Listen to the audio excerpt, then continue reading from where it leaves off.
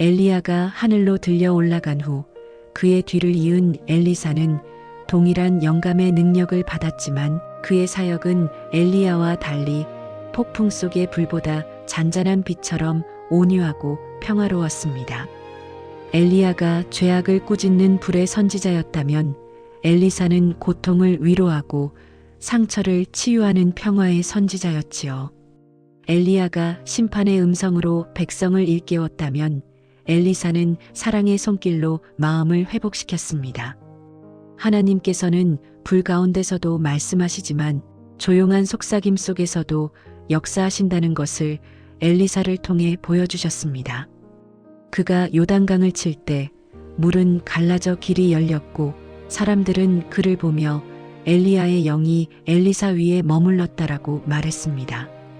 열왕기하 2장 15절. 그러나 그의 길은 엘리야의 길과 달랐습니다. 그는 격렬한 대결 대신 부드러운 사랑으로 백성을 가르치며 하나님의 성품을 드러냈습니다. 엘리사는 강한 능력보다 온유한 믿음으로 사람들을 하나님께 인도했지요. 어느 날 엘리사가 베델로 가던 길에 몇몇 청년들이 그를 조롱하며 대머리여 올라가라 라고 외쳤습니다.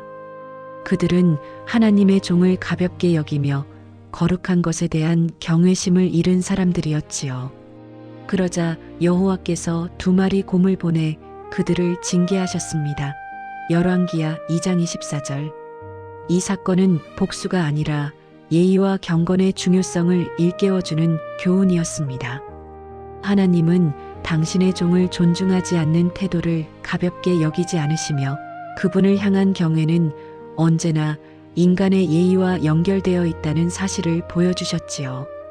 엘리사는 백성의 삶 가까이에서 섬기며 고통받는 사람들을 돌보았습니다.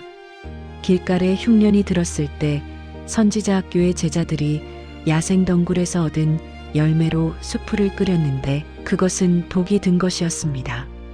그들이 하나님의 사람이여 그 솥에 죽음이 있나이다 라고 외치자 엘리사는 가루를 던져 넣으며 이제는 해가 없느니라 라고 말했고 그들은 안전하게 음식을 먹을 수 있었습니다.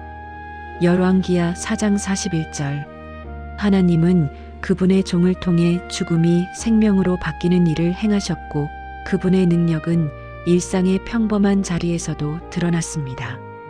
또 어떤 날 한 사람이 처음 익은 보리떡 20개와 자루에 담은 곡식을 가져왔을 때 엘리사는 그것을 100명에게 나누어 주라 했습니다. 제자는 의아해하며 이것을 100명에게 어찌 주리이까? 라고 물었지만 엘리사는 말했습니다. 여호와의 말씀에 그들이 먹고 남으리라 하셨느니라. 정말로 그들이 먹고도 남았지요. 열왕기하 4장 43, 44절. 이는 예수님께서 오병이어의 기적으로 무리를 먹이신 사건을 미리 보여주는 예표였습니다. 하나님은 작은 것에서도 큰 일을 이루시는 분이시며 재원이 부족하다고 낙심하지 말라는 교훈을 주셨습니다. 믿음은 계산이 아니라 신뢰로 완성된다는 것을 엘리사는 보여주었습니다. 그의 사역 중 가장 감동적인 사건은 수넴 여인과의 만남이었습니다. 수넴의 한 여인은 엘리사를 위해 작은 다락방을 마련하고 침상과 책상, 의자와 촛대를 두어 그가 머물 수 있게 했습니다.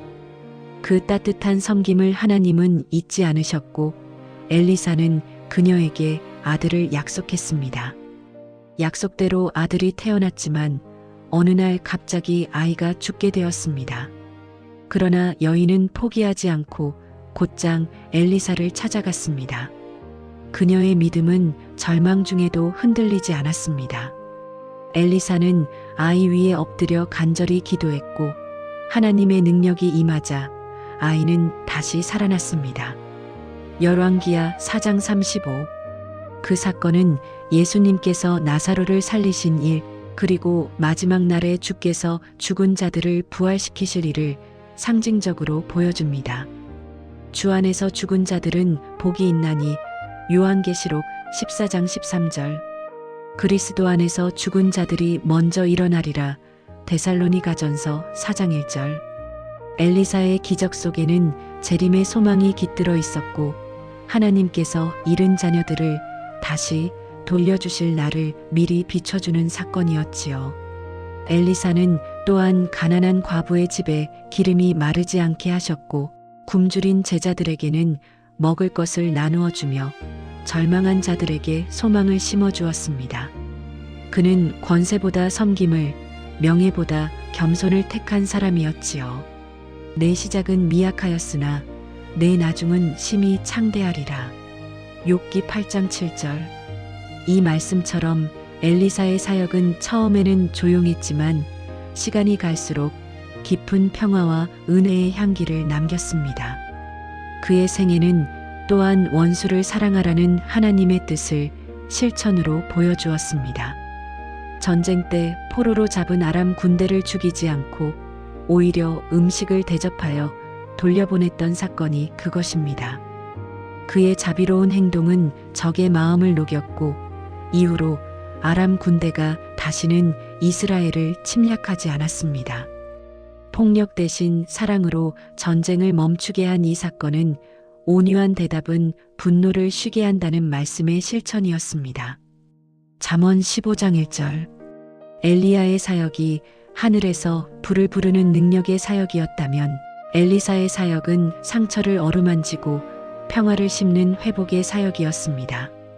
하나님은 폭풍 속에서도 일하시지만 온유한 마음 속에서도 같은 능력으로 역사하신다는 사실을 그의 생애를 통해 보여주셨지요.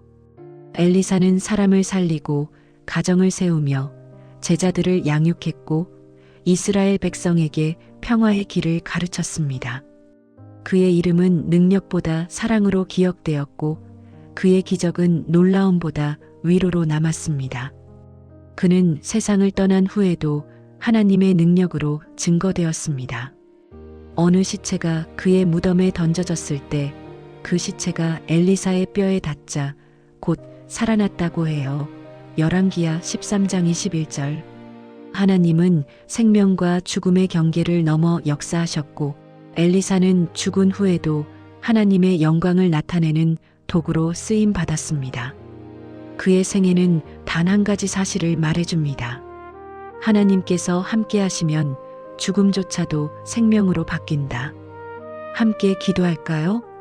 사랑의 하나님, 엘리야처럼 강한 믿음을, 엘리사처럼 온유한 사랑을 우리에게 주옵소서.